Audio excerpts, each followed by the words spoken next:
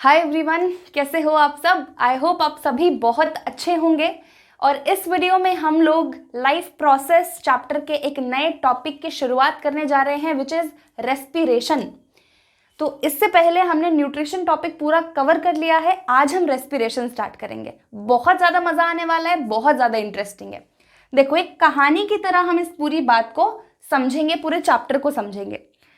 हमने ये देखा था कि जितने भी लिविंग ऑर्गेनिजम्स हैं, हर वो ऑर्गेनिज्म जो जिंदा है, उसकी बॉडी में हमेशा ऐसे प्रोसेस चलते रहते हैं जो उसके जिंदा रहने के लिए ज़रूरी हैं। जैसे मैं अगर यहाँ पे आराम से खड़ी भी हूँ या मैं सो गई तो भी मेरी बॉडी में कुछ कुछ हो रहा होगा। मेरी बॉडी में बहुत सारे प्रोसेस चल रहे होंगे। सिर्फ हमारी ही बात नहीं है, हर लिविंग ऑर्गेनिज्म की बॉडी में कुछ प्रोसेस चल रहे होते हैं जो उसे जिंदा रखने के लिए ज़रूरी होते हैं। और उन्हीं सब प्रोसेसेस को लाइफ प्रोसेसेस कहा जाता है। ठीक, इतनी बात समझ आई। तो क्या होता है, हमारी पूरी बॉडी सेल्स से मिलकर बनी है और सेल्स में बहुत सारे काम, फंक्शंस हो रहे होते हैं। और उन फंक्शंस को करने के लिए एनर्जी की ज़रूरत होती है। ठीक, हमारी बॉडी के जितने भी फंक्शंस है भाई, उन सभी को करने के लिए एनर्जी की ज़रूरत होती है। एनर्जी अब हमारी बॉडी में पहले से नहीं होती, हमें एनर्जी आस पास से लेनी पड़ती है। तो कोई भी लिविंग ऑर्गेनिज्म कैसे एनर्जी लेगा? फूड के रूप में। लिविंग ऑर्गेनिज्म फूड इनटेक करेगा, फूड खाएंगे हम, फिर हमारी बॉडी इस फूड से एनर्जी निकालेगी। ठीक है, सभी एसेंशियल और इम्पॉर्टेंट चीज़ें हर एक सेल के पास भेजी जाएंगी। ठीक है, और जो भी बॉडी में वेस्ट अक्यूमुलेट हो जाएगा, इकट्ठा हो जाएगा, उसे बॉडी से बाहर निकाल दिया जाएगा। ये चार चीज़ें सभी की बॉडी में हो रही होती हैं। पहली, हम लोग खाना खाते हैं, इसी को न्यूट्रिशन बोला जाता है। दूसरी, खाने से एनर्जी निकालने के प्रोसेस को रेस्पिरेशन कहा जाता है। तीसरा, जितनी भी इसेंशियल और इम्पॉर्टेंट चीज़ें हैं उन सभी को हर एक सेल तक पहुंचाने के प्रोसेस को ट्रांसपोर्टेशन कहा जाता है।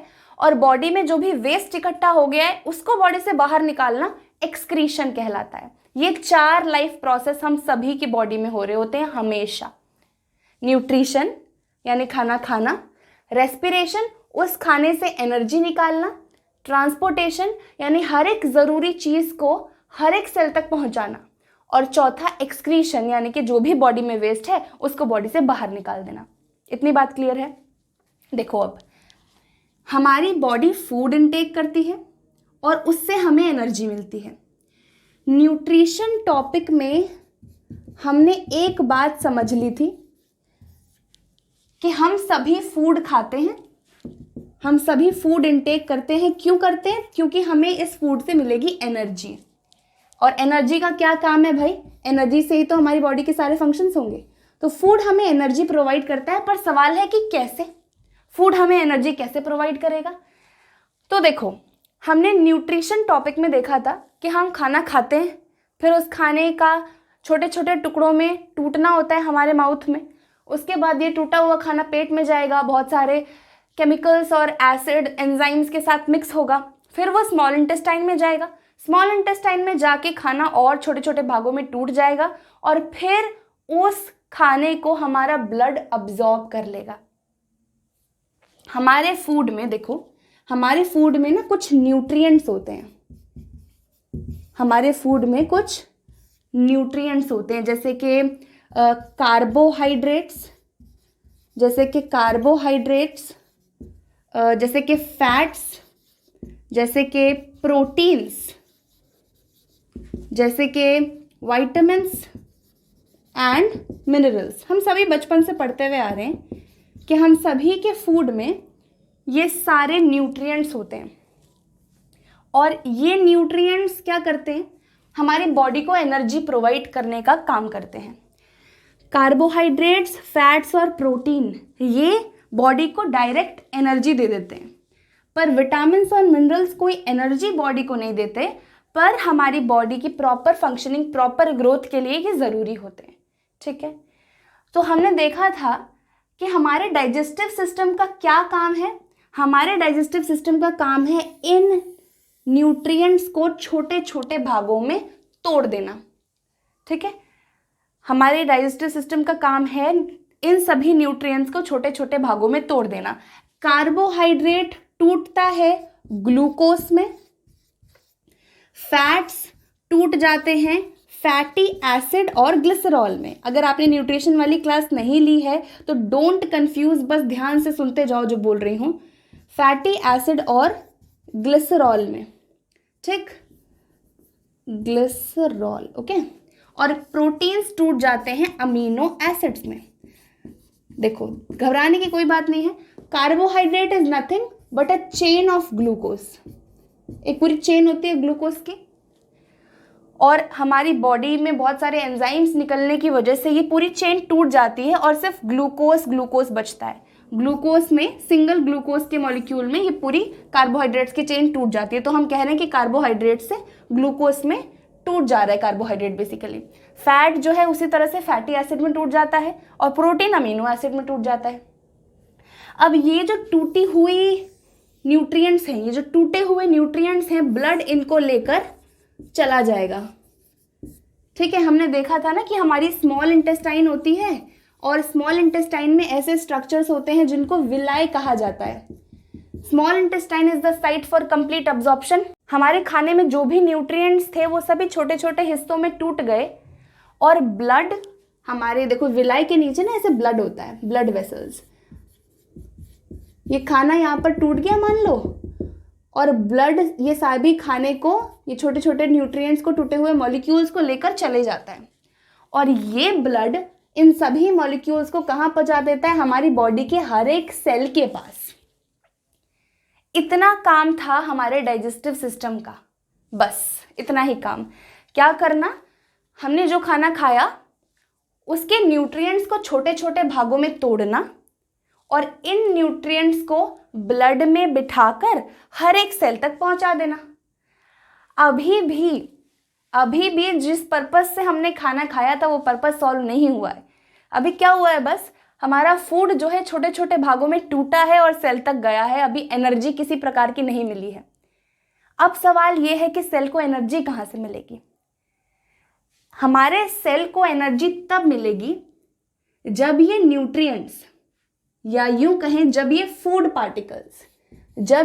पार्टिकल्स जो हमारे सेल में गए हैं, ब्लड अभी अब्जॉर्ब करके यहाँ सेल तक लेकर आए हैं ना सभी फूड पार्टिकल्स को, जब ये फूड पार्टिकल्स ऑक्सीजन के साथ रिएक्ट करेंगे तब हमारी बॉडी को एनर्जी मिलेगी। इतनी बात क्लियर है? हमारी बॉडी में डाइजेस्टिव सिस्टम का काम है फूड को छोटे छोटे पार्ट्स में तोड़कर ब्लड में बिठाकर हर एक सेल तक पहुंचा देना। और एनर्जी का कोई लेना देना नहीं होता डाइजेस्टिव सिस्टम में। डाइजेस्टिव सिस्टम हमारी एनर्जी को नहीं देता है। एनर्जी कहाँ से मिलेगी? जब ये फूड पार्टिकल्स जो सेल के पास गए हैं अभी ब्लड में बैठकर, डाइजेस्टिव सिस्टम ने सभी को ब्लड में बिठाकर सेल्स तक पहुंचाया है। जब ये सेल्स में होने वाला फूड, सेल्स में मौजूद फूड ऑक्सीजन के साथ रिएक्ट करेगा तब जाके हमारी बॉडी को एनर्जी मिलेगी और इस एनर्जी से हमारी बॉडी के सारे काम होंगे। नाउ द क्वेश्चन इज, हमारी बॉडी में ये हर सेल के पास ऑक्सीजन कहाँ से आई? अब ये काम करेगा हमारा रेस्पिरेटरी सिस्टम, है ना। हम लोग सांस लेते हैं ना, हम लोग इनहेलेशन करते हैं, हम लोग जैसे ही सांस लेते हैं वैसे ही ये ऑक्सीजन हमारे लंग्स तक जाती है। लंग्स के पास ही हमारे ब्लड वेसल्स होते हैं, ब्लड में ये ऑक्सीजन बैठती है और ब्लड ऑक्सीजन को पहुंचा देता है सेल के पास, ठीक। तो लंग्स से ऑक्सीजन आएगी सेल के पास, डाइजेस्टिव सिस्टम से फूड आएगा सेल के पास। तो सेल के पास दो चीज़ें हो गई। अगर मैं यहाँ पर ये सेल को ड्रॉ करूँ तो सेल के पास एक तो फूड हो गया, ठीक, और दूसरा हो गया oxygen. Now this food will react with oxygen in order to form energy and this process is called respiration. इसी प्रोसेस को रेस्पिरेशन कहा जाता है। When food reacts with oxygen to form energy, this process is known as respiration. Respiration को अगर define करना है तो we can write the oxidation of food. Here what is happening? Oxidation of food is happening. That means food is reacting with oxygen in order to form energy. Oxidation का मतलब यही होता है, ऑक्सीडेशन का मतलब होता है when anything reacts with oxygen it is oxidation. तो यहाँ फूड का ऑक्सीडेशन हो रहा है, that means food is reacting with oxygen to form energy, और इस एनर्जी से हमारी बॉडी के सारे फंक्शन होते हैं। फूड का ऑक्सीजन के साथ रिएक्शन और एनर्जी बनाने के इस प्रोसेस को ही रेस्पिरेशन कहा जाता है। इतनी बात क्लियर है? मैं इसको रब करके अब एक बार सम अप कर देती हूँ जो भी मैंने बोला उसे, ठीक? चलो, हमारी बहुत लंबी चौड़ी कहानी चली। अभी हमने देखा कि क्या होता है, हमारा जो डाइजेस्टिव सिस्टम है, जो हमने खाना खाया, डाइजेस्टिव सिस्टम उस खाने को छोटे छोटे पार्ट्स में तोड़ देता है, ठीक है? फिर ये छोटे छोटे खाने के पार्टिकल्स ब्लड में बैठते हैं और हर एक सेल तक पहुंच जाते हैं। तो हर एक सेल के पास, मान लो ये अगर कोई सेल है तो सेल के पास आया फूड। फूड कहाँ से आया भाई? हमारे डाइजेस्टिव सिस्टम का यही काम था। डाइजेस्टिव सिस्टम का यही काम था कि खाने को छोटे छोटे मॉलिक्यूल्स में तोड़ो और ब्लड के थ्रू, ब्लड की हेल्प से हर एक सेल तक पहुंचा दो। तो ब्लड ने हमारे हर एक सेल तक क्या पहुंचाया? फूड। साथ में हमारे हर एक सेल के पास ऑक्सीजन भी आई। ये भी कौन लेकर आया? ब्लड, है ना? लंग्स के थ्रू हमने सांस वास ली, हमने जैसे नोज से सांस ली, ये सांस हमारे लंग्स में गई। इस लंग्स में ब्लड कैपिलरीज थे बहुत सारे, लंग्स के आसपास ऐसे ब्लड कैपिलरीज थे बहुत सारे, उसमें ब्लड फ्लो कर रहा था। ये ऑक्सीजन यहाँ से बैठी ब्लड में और ये हर एक सेल के पास ब्लड ने ऑक्सीजन को पहुँचा दिया। अब ये फूड और ऑक्सीजन ये रिएक्ट करके बनाएंगे energy, and this process is known as respiration.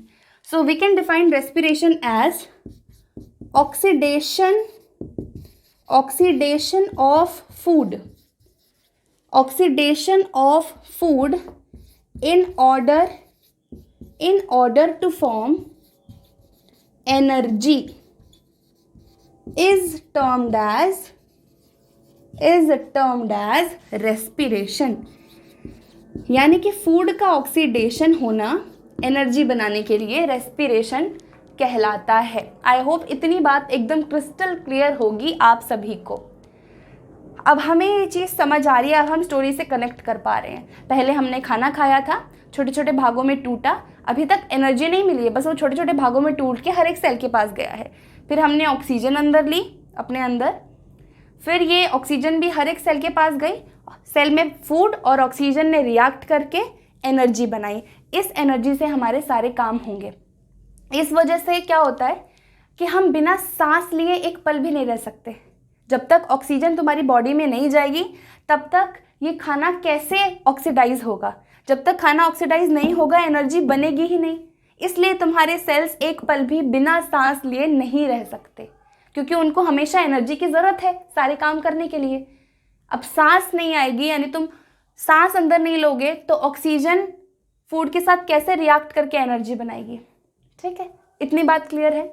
चलो अब देखो क्या होता है, ये एनर्जी जो तुम्हारी बॉडी में बनी है, हर एक सेल में ये जो एनर्जी निकल रही है, ये एक्चुअली में स्टोर कर ली जाती है, क्योंकि हमेशा या इमीडिएटली तुम्हारी बॉडी को शायद ज़रूरत ना हो एनर्जी की, तो तुम्हारी बॉडी क्या करेगी? इस एनर्जी को स्टोर कर लेगी।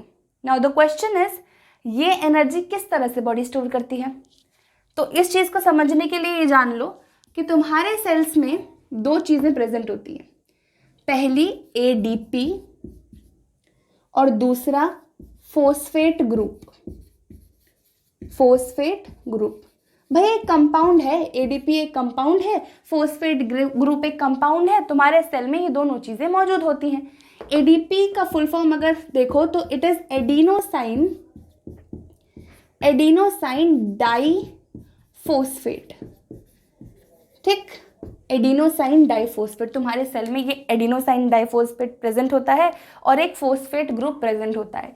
ये जो एनर्जी आई है रेस्पिरेशन से, इसका इस्तेमाल होगा इस ADP को फॉस्फेट ग्रुप के साथ जोड़ने के लिए।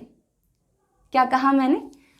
फूड का ऑक्सीडेशन हुआ, उससे जो एनर्जी निकली, उस एनर्जी का इस्तेमाल होगा ADP को फोस्फेट ग्रुप के साथ जोड़ने के लिए. Now what will happen, this ADP molecule will combine with phosphate group. ये एडीपी मॉलिक्यूल फोस्फेट ग्रुप के साथ मिल जाएगा और बनाएगा एटीपी. एटीपी जिसकी फुल फॉर्म है एडिनोसाइन ट्राइफोस्फेट. ट्राइफोस्फेट. पहले एडीपी था, डाइफोस्फेट यानी 2 फोस्फेट ग्रुप्स वर प्रेजेंट. एक और फोस्फेट ग्रुप ऐड हो गया तो ट्राइफोस्फेट बन गया, 3 फोस्फेट ग्रुप. अब सवाल ये है कि भाई क्या जरूरत थी एटीपी बनाने की? एडीपी में क्या प्रॉब्लम थी? एडीपी में बहुत कम एनर्जी कंटेंट होता है और एटीपी हैज़ बहुत ज़्यादा एनर्जी कंटेंट. इसलिए तुम्हारी बॉडी एडीपी से एटीपी बना लेती है. और ATP is energy currency of the cell. Energy currency of the cell. जैसे कि तुम पैसे लेकर रुपये से हर एक कमोडिटी को खरीद सकते हो ना. तुम पैसे से घर खरीद सकते हो, तुम गेहूं खरीद सकते हो, चावल खरीद सकते हो, अपने लिए कपड़े खरीद सकते हो. सिमिलरली एटीपी एनर्जी करेंसी है.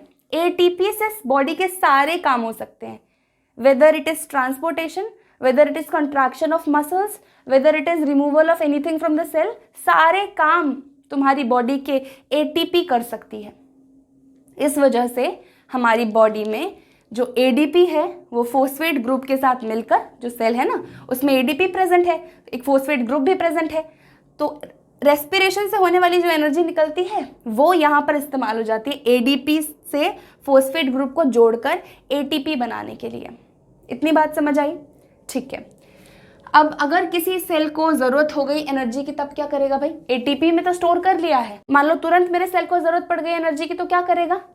तो होगा ये जो एटीपी बना है ना, ये एटीपी जो बना है ये वाटर की प्रेजेंस में, this ATP in the presence of water will be broken down into ADP यानी adenosine diphosphate along with a phosphate group, ठीक, and energy. यानी कि एटीपी का अगर ब्रेकडाउन होगा वाटर की प्रेजेंस में तो एडीपी बनेगा, फोस्फेट ग्रुप बनेगा और एनर्जी बनेगी. इस एनर्जी का इस्तेमाल हो जाएगा जो भी काम होगा उसमें. और वापस से अगर रेस्पिरेशन से कोई एनर्जी निकल रही है तो ये जो टूट गया है एडीपी और फोस्फेट ग्रुप इसको दोबारा से जोड़ दिया जाएगा, एटीपी बना दी जाएगी. फिर अगर कोई सेल में काम पड़ गया एनर्जी का तो एटीपी वाटर की प्रेजेंस में टूट जाएगा. इस तरह से एडीपी फोस्फेट ग्रुप एनर्जी, फिर एनर्जी का इस्तेमाल हो जाएगा सेल में जो भी ज़रूरत है उस चीज़ के लिए. फिर से जो रेस्पिरेशन से एनर्जी आई फिर से एटीपी बन जाएगी. तो ये एक कॉन्टिन्यूअस साइकिल जो है हमारे सेल में हमेशा चलता रहता है. इतनी बात क्लियर है? यहाँ तक आपको कोई डाउट नहीं होना चाहिए. आई होप आप सबको सब कुछ क्रिस्टल क्लियर है. ठीक है, तो हम आगे बढ़ेंगे. अब तो अभी तक हमने क्या समझ लिया? हमने देख लिया कि रेस्पिरेशन क्या होता है ना. रेस्पिरेशन क्या होता है भाई? यहाँ पर मैं टिक लगा सकती हूँ. रेस्पिरेशन हमने पढ़ लिया है. रेस्पिरेशन क्या होता है? जब हमारे फूड का ऑक्सीडेशन होता है और उससे क्या निकलती है? एनर्जी. इस प्रोसेस को हम रेस्पिरेशन बोलते हैं. अगला एक सवाल ये भी हमने देख लिया है, how energy released during respiration is stored. यानी कि रेस्पिरेशन के दौरान जो एनर्जी निकलती है वो किस फॉर्म में स्टोर होती है हमारी बॉडी में? एटीपी के फॉर्म में. ठीक, एडिनोसाइन ट्राइफोस्फेट के फॉर्म में हमारी बॉडी में वो एनर्जी स्टोर हो जाती है. अब हम ये समझेंगे what is the difference between breathing and respiration. देखो, जो भी रेस्पिरेशन होता है ना हमारा, रेस्पिरेशन यानी कि फूड का ऑक्सीडेशन और उससे एनर्जी निकलना. रेस्पिरेशन को अगर देखा जाए तो तुम 4 स्टेप्स में बांट सकते हो. पहला स्टेप है inhalation of oxygen rich air. यानी कि तुम्हारी बॉडी में पहले ऑक्सीजन रिच एयर अंदर आती है. ठीक, फिर second step is oxidation of food. यानी कि फूड जो है उसका ऑक्सीडेशन होता है, फूड ऑक्सीडाइज होता है, एनर्जी बनाता है. तीसरा स्टेप है फॉर्मेशन ऑफ एटीपी. है ना भाई, एटीपी बनती है, तुम्हारे बॉडी से जो रेस्पिरेशन हुआ है इससे एनर्जी निकली है उससे एटीपी बनती है ना। और आखिरी जो स्टेप है वो है exhalation of carbon dioxide rich gas, यानी कि तुम्हारी बॉडी में जो कार्बन डाइऑक्साइड वाली गैस है वो सब बॉडी से बाहर निकल जाती है। देखो क्या होता है, सबसे पहले तुम्हारी बॉडी के हर एक सेल को किस चीज़ की ज़रूरत है? तुम्हारी बॉडी के हर एक सेल को दो चीज़ें चाहिए, पहला है फूड और दूसरा है ऑक्सीजन। ये फूड तो डाइजेस्टिव सिस्टम दे देता है, ये ऑक्सीजन हमारा रेस्पिरेटरी सिस्टम देता है। हमारा क्या, इनफैक्ट हर एक ऑर्गेनिज्म का बॉडी का रेस्पिरेटरी सिस्टम उसे ऑक्सीजन प्रोवाइड कर देता है। तो क्या होता है, ऑक्सीजन वाली एयर हमारी बॉडी के अंदर आती है, हर एक सेल के पास चली जाती है। ये फूड ऑक्सीजन के साथ रिएक्ट करके एनर्जी बनाता है और साथ में इस एनर्जी के साथ साथ में एक गैस भी निकलती है which is carbon dioxide gas. और फिर क्या होता है, इस कार्बन डाइऑक्साइड का बॉडी से रिमूवल हो जाता है, वापस ब्लड में बैठती है ये कार्बन डाइऑक्साइड और बाहर बॉडी के। ये चार चीज़ें हमेशा रेस्पिरेशन प्रोसेस में हो रही होती हैं, inhalation of oxygen rich air, oxidation of food, formation of ATP and exhalation of carbon dioxide rich gas. अब देखो ध्यान से समझना, ब्रीदिंग हम समझेंगे। रेस्पिरेशन यानी कि ऑक्सीडेशन ऑफ फूड, पर ब्रीदिंग का मतलब होता है सिर्फ सांस लेना। तुमने ऐसे किया, तुमने एयर अंदर ले ली बहुत सारी, जो हमारी एयर है उसमें 21% ऑक्सीजन है, तुमने ऑक्सीजन वाली एयर बॉडी के अंदर ले ली, ये ऑक्सीजन वाली एयर ब्लड में बैठकर हर एक सेल के पास गई, ये ऑक्सीजन वाली एयर ब्लड में बैठकर हर एक सेल के पास गई, ठीक है। हर एक सेल में फूड ऑलरेडी प्रेजेंट था, इस फूड का ऑक्सीडेशन हुआ और बनी एनर्जी और साथ में कार्बन डाइऑक्साइड। ये कार्बन डाइऑक्साइड तुरंत इस ब्लड में बैठकर वापस बॉडी से बाहर, चेक आउट। तो ये जो दो चीजें हैं, यानी कि inhalation of air and exhalation of carbon dioxide rich gas, this is breathing, यानी कि intake of oxygen rich gas and exhalation. ये जो कार्बन डाइऑक्साइड वाली गैस बाहर निकली है ना, दिस इज ब्रीदिंग। ये ब्रीथिंग होता है, सांस अंदर लेना बाहर छोड़ना। और रेस्पिरेशन यानी कि जब वो जो सांस हमने ली है, जो ऑक्सीजन वाली एयर ली है, जब वो फूड के साथ मिक्स होकर एनर्जी बनाए, that is respiration. I hope you can clearly see the difference between breathing and respiration. Breathing is a physical process. उसमें हम सिर्फ सांस अंदर ले रहे हैं, सांस बाहर छोड़ रहे हैं, ठीक, ये breathing है। Respiration involves the biochemical process. जो ऑक्सीजन अंदर आई, फिर उसका फूड के साथ रिएक्शन हुआ, फिर हमारी एनर्जी बनी, एनर्जी से एटीपी, ये जो रिएक्शन है, chemical reaction, this is respiration. और ब्रीदिंग क्या है, बस सांस अंदर लेना बाहर देना। तो breathing is just a part of respiration, ठीक है। रेस्पिरेशन और ब्रीदिंग में काफ़ी फर्क है। रेस्पिरेशन और ब्रीदिंग में अब हम डिफरेंस देखेंगे, what is the difference between breathing and respiration, ठीक। चलो, what is the difference between breathing and respiration, चलो चलो चलो फटाफट लिख लेते हैं। यहां पर हेडिंग देंगे हम breathing and respiration.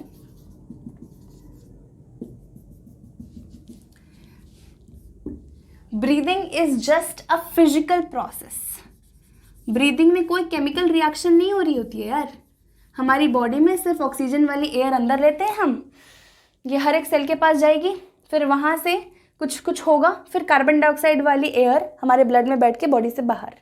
This only intake of oxygen rich air and the exhalation of carbon dioxide rich air is breathing. So breathing is a physical process, whereas respiration is a biochemical process.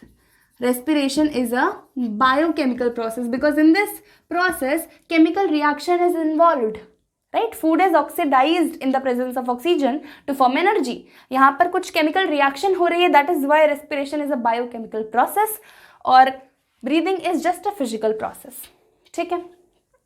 Breathing involves only with the intake of oxygen and exhalation of carbon dioxide gas.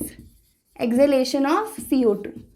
Body में oxygen को अंदर लेना और CO2 को release करना, this is breathing. But respiration is basically oxidation of food to release energy. Oxidation of food to release energy. ये जो breathing होती है ये हमारे लंग्स में होती है ना. ब्रीदिंग हमारे लंग्स में होती है और रेस्पिरेशन जो है ये सेलुलर लेवल पर होता है. सेल्स में ये रेस्पिरेशन वाला प्रोसेस होता है. ब्रीदिंग ऊपर लंग्स में होती है, राइट. तो इस चीज़ को एक बार हम रफ डायग्राम के साथ समझ लेते हैं. जैसे मान लो तुम्हारे नोज से होते हुए ऑक्सीजन वाली एयर अंदर गई और ये एयर गई लंग्स में. ठीक है, ये ऑक्सीजन वाली एयर गई तुम्हारे लंग्स में और लंग्स से ब्लड में बैठकर हर एक सेल के पास ये ऑक्सीजन वाली एयर गई. तो ऑक्सीजन वाली एयर सेल के पास हो गई. फूड तो ऑलरेडी सेल के पास था ही. हमारे सेल ने बना दी एनर्जी. फिर इवेंचुअली इस एनर्जी से एटीपी का सिंथेसिस हुआ. तुम्हें पता है कैसे होता है वो, ठीक है. यहाँ पर एनर्जी निकलने के साथ साथ एक वेस्ट गैस भी निकली which is carbon dioxide gas. ये कार्बन डाइऑक्साइड वापस से ब्लड में बैठी और लंग्स से होते होते तुम्हारी नोज से होते होते आउट ऑफ द बॉडी. ठीक है, तो सेल्स के लेवल पर, सेलुलर लेवल पर यहाँ पर ये प्रक्रिया हो रही है कि फूड का ऑक्सीडेशन हो रहा है, एनर्जी बन रही है और एटीपी वगैरह बन रहा है. और यहाँ पर नोज और लंग्स के लेवल पर सिर्फ ऑक्सीजन और कार्बन डाइऑक्साइड का आदान प्रदान हो रहा है. तो यहाँ पर ये जो कार्यक्रम है ये एक फिजिकल प्रोसेस है और यहाँ जो सेलुलर लेवल पे हो रहा है this is chemical process. So we can also say कि ये जो हो रहा है दिस इज एक्सटर्नल रेस्पिरेशन, क्योंकि ये एक्सटर्नल ऑर्गन्स में हो रहा है. सिर्फ ऑक्सीजन रिच एयर अंदर आ रही है और कार्बन डाइऑक्साइड रिच एयर बाहर जा रही है. दिस इज एक्सटर्नल रेस्पिरेशन और ये अंदर की बात है. सेलुलर लेवल पर हो रहा है तो this is internal respiration. I hope this is very clear to all of you. ठीक है, इतनी बात समझ आई. तो हमने देख लिया what is the difference between breathing and respiration. हमने काफ़ी डिटेल में इस चीज़ को समझ लिया है. Breathing is just inhalation and exhalation, पर respiration involves with the oxidation of food to form energy. इतनी सी बात थी, हमने पूरा समझ लिया डिटेल में.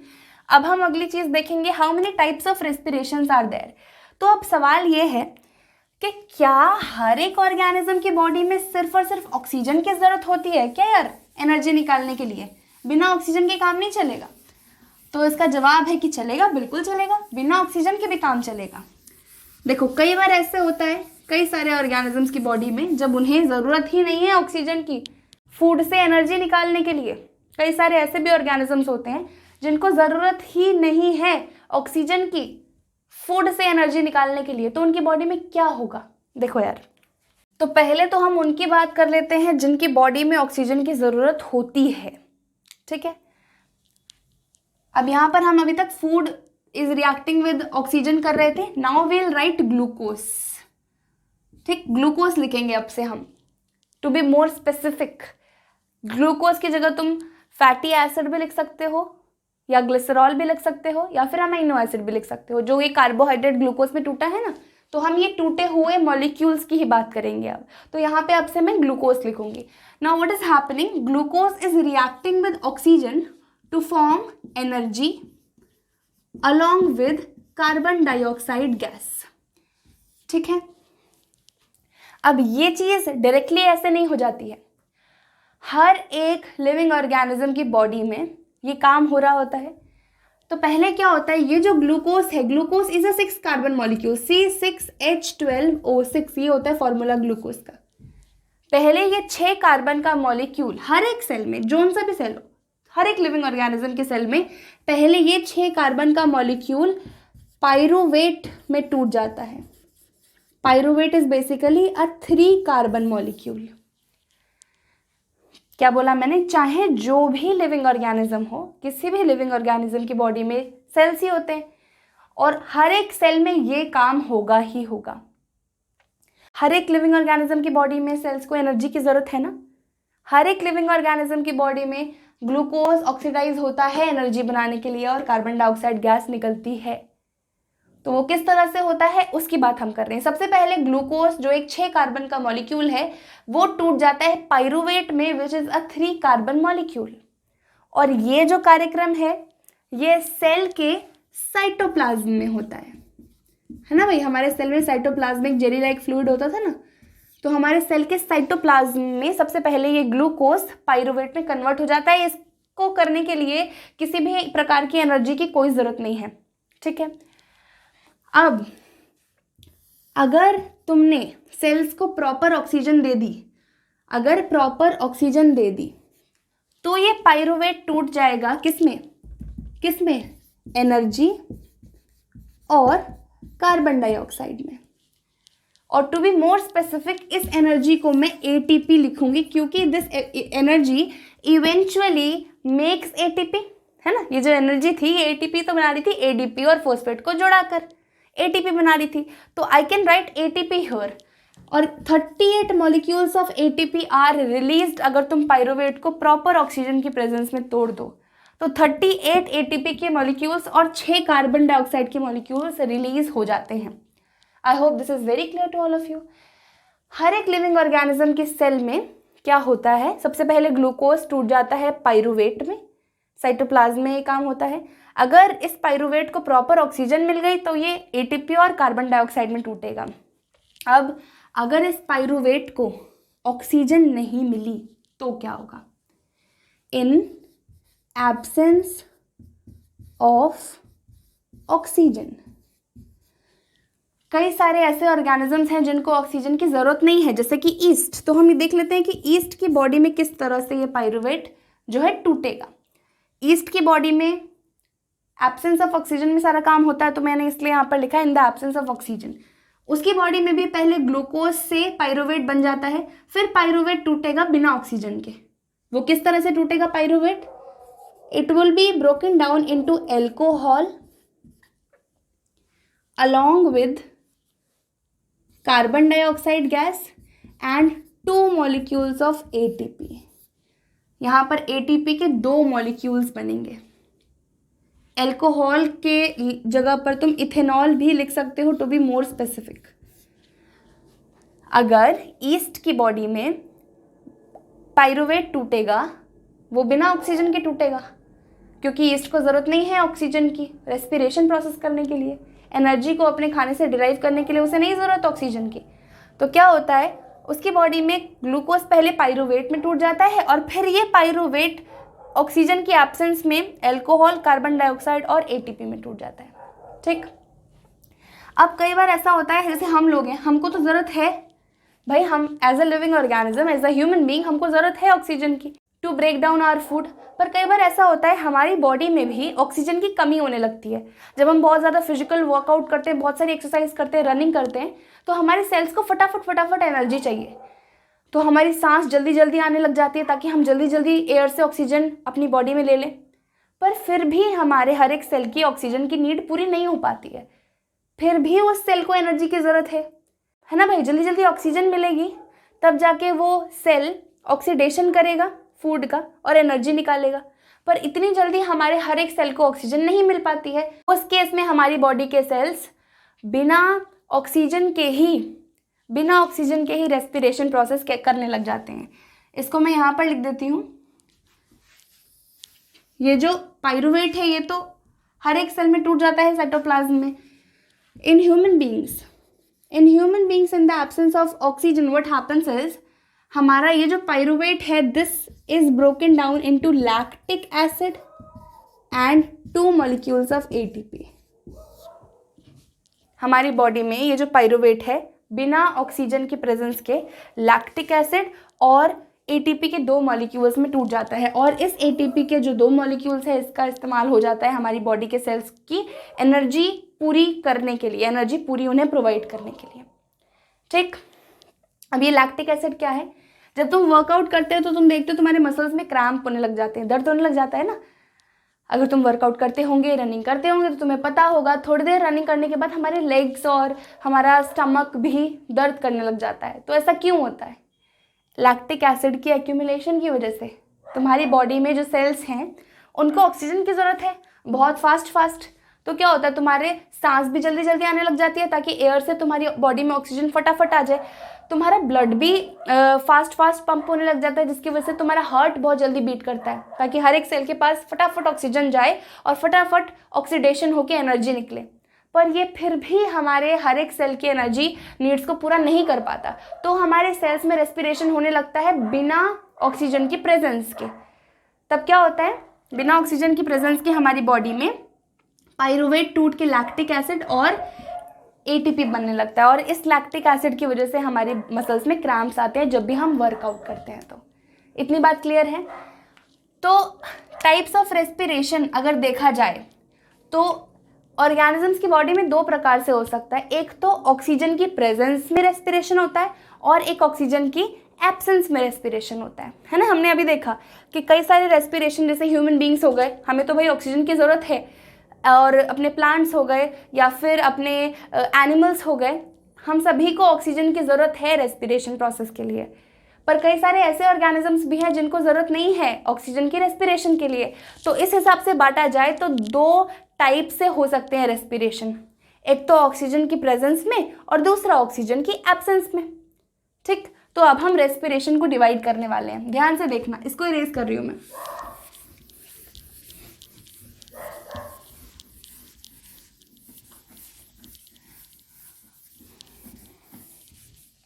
Respiration in the body of living organisms could occur by the following types. पहला, तो in the presence of air या फिर ऑक्सीजन। हम जब एयर की बात करते हैं तो we eventually talk about oxygen, क्योंकि एयर में ऑक्सीजन वाले कंपोनेंट से ही हमारा रेस्पिरेशन की सारी प्रक्रिया होती है। ठीक है, तो इन द प्रेजेंस ऑफ ऑक्सीजन या फिर air and in the absence of air, हमने देखा ना ईस्ट में या फिर हमारी बॉडी में भी कई बार रेस्पिरेशन बिना ऑक्सीजन की प्रेजेंस के भी होने लगता है, तो उसे हम कहेंगे anaerobic respiration. The type of respiration in which air is not needed, that type of respiration is known as anaerobic respiration। और जिसमें ऐसा रेस्पिरेशन जिसमें एयर की प्रेजेंस में रेस्पिरेशन हो, that is called aerobic respiration.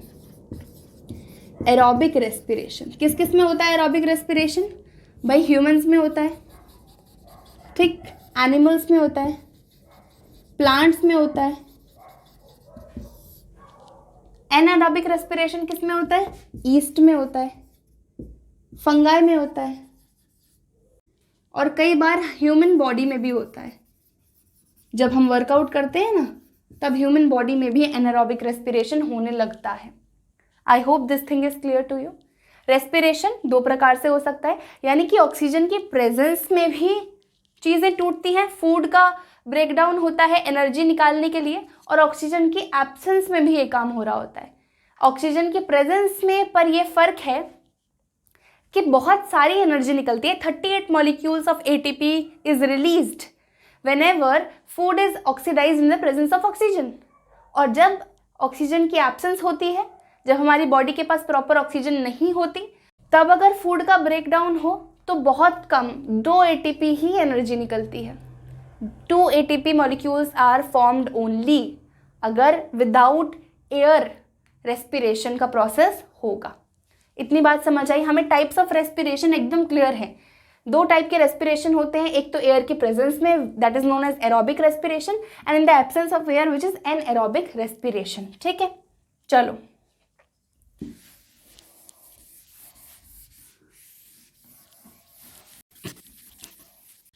तो अभी तक जो जो हमने पढ़ा उसे एक बार सम अप कर लेते हैं पहले। ठीक है, हमने देखा कि रेस्पिरेशन प्रोसेस होता क्या है, रेस्पिरेशन का एक्चुअल में मतलब क्या होता है।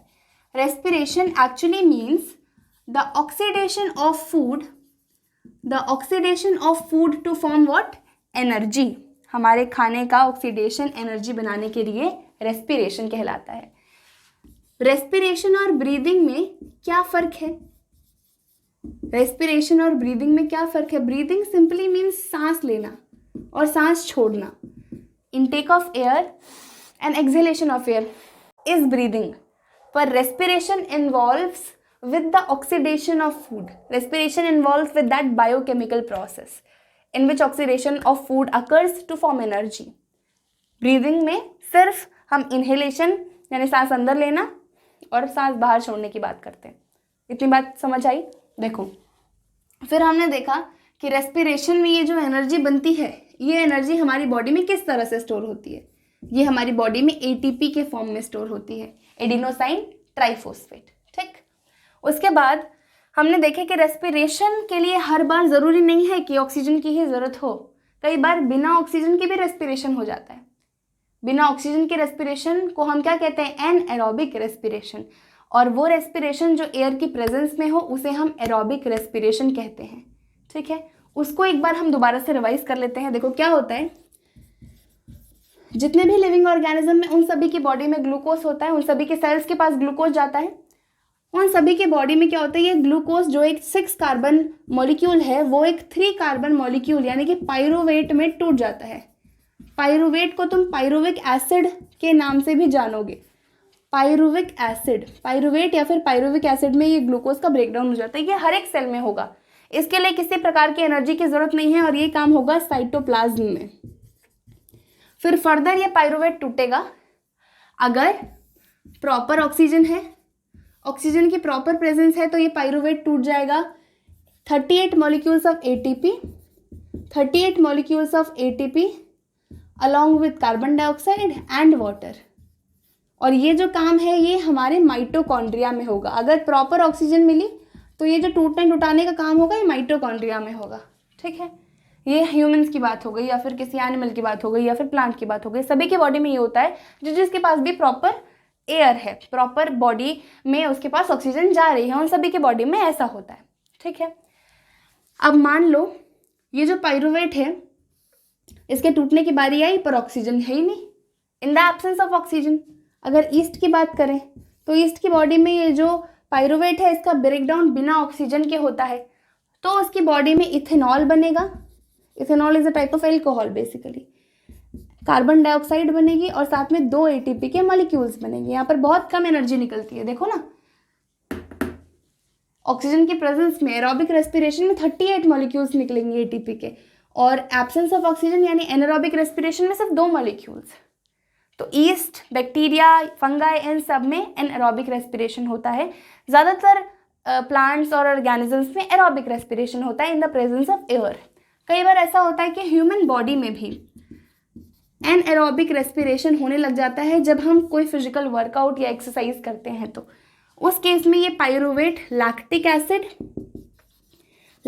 एसिड और 2 मॉलिक्यूल्स ऑफ ATP में टूट जाता है, क्योंकि हमारे बॉडी को बहुत ज़्यादा इमरजेंसी होती है और बहुत ज़्यादा एनर्जी की ज़रूरत होती है। लैक्टिक एसिड की एक्यूमुलेशन की वजह से हमारी मसल्स में क्रैम्प्स आते हैं जब हम कोई भी फिजिकल वर्कआउट करते हैं। तो I hope this thing is very clear to all of you. अब हम देखेंगे कि अलग अलग ऑर्गेनिजम्स रेस्पिरेशन कैसे करते हैं। हम देखेंगे कि how do plants respire, how do animals respire और ह्यूमन रेस्पिरेटरी सिस्टम। तो सबसे पहले हेडिंग डालते हैं रेस्पिरेशन इन प्लांट्स।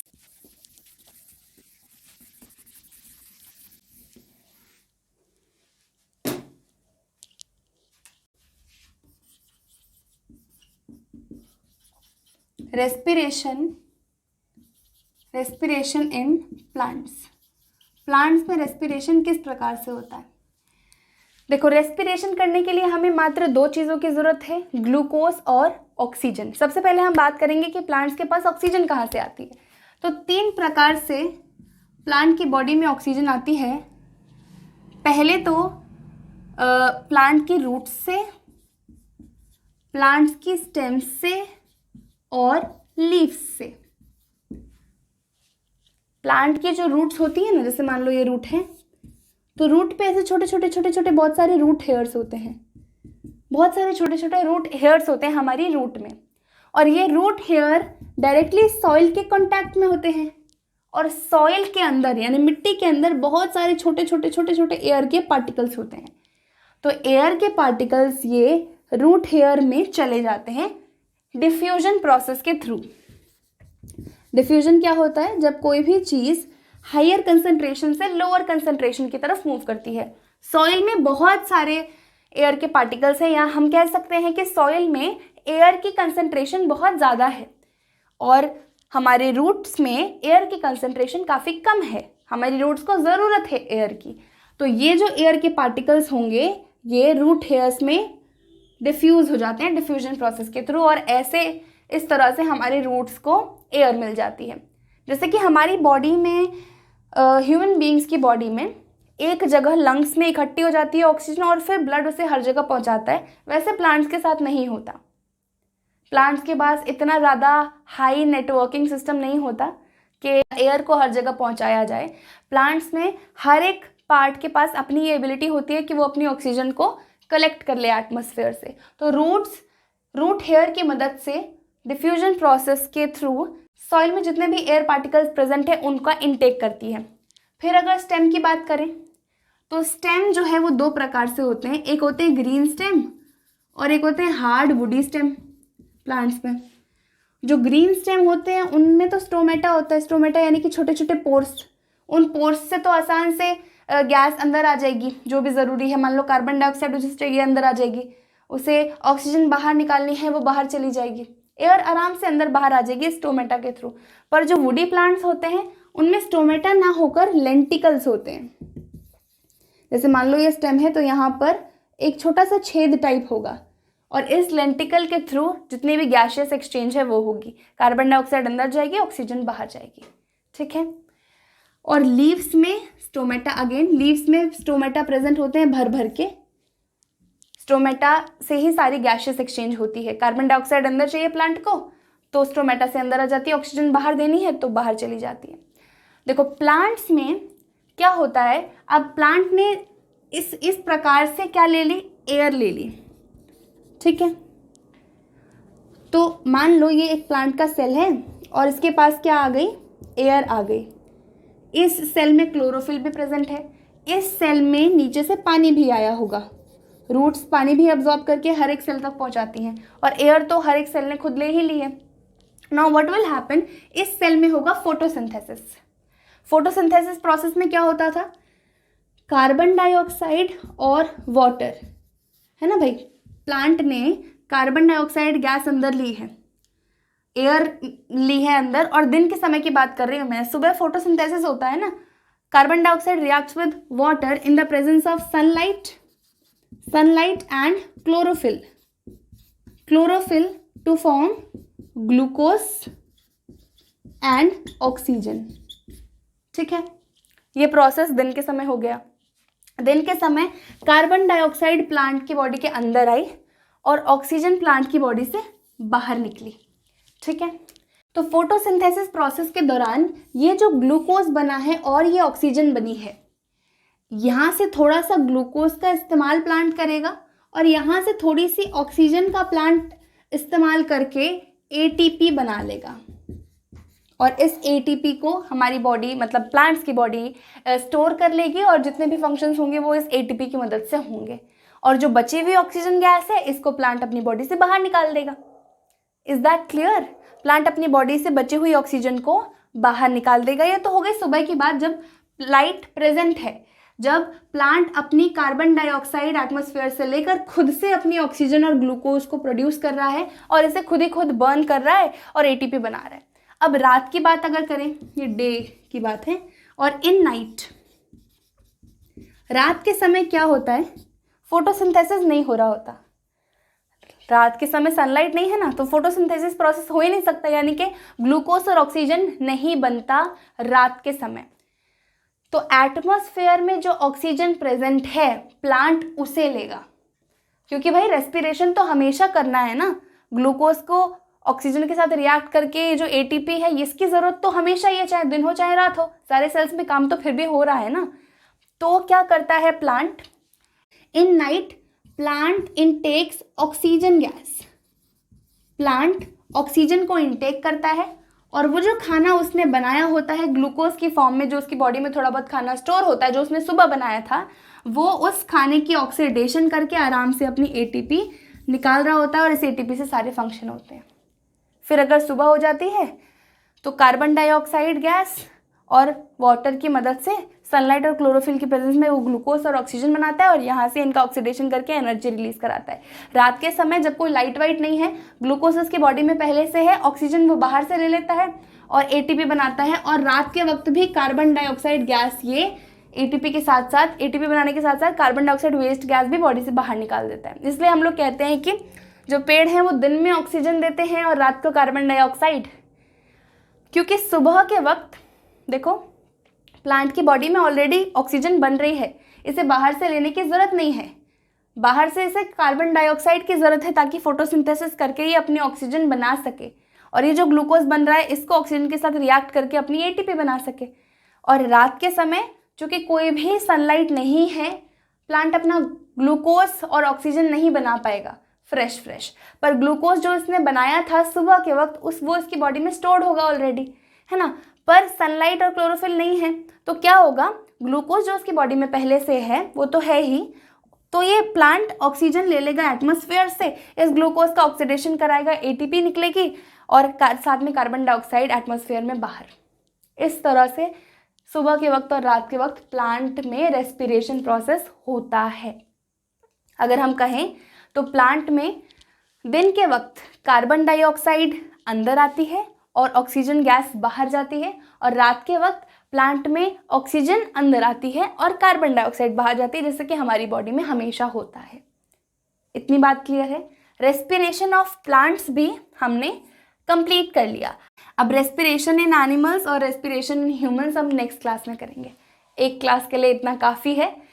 हमने अभी तक बस ये देखा है कि रेस्पिरेशन क्या होता है, कितने प्रकार के रेस्पिरेशन होते हैं और प्लांट्स की बॉडी में किस तरह से रेस्पिरेशन होता है। आगे आने वाली क्लास में हम लोग एनिमल्स में रेस्पिरेशन देखेंगे, अमीबा, अर्थवर्म, फिश और ह्यूमंस में, और फिर ह्यूमन रेस्पिरेटरी सिस्टम को समझेंगे। बहुत इंटरेस्टिंग क्लास होने वाली है। So that is it for this video. अगर आपको कुछ भी डाउट है इस टॉपिक में या किसी भी टॉपिक में एज सच, तो आप उसे कॉमेंट सेक्शन में ज़रूर पूछें। आपसे मिलेंगे आगे आने वाले वीडियोज़ में। Till then bye bye.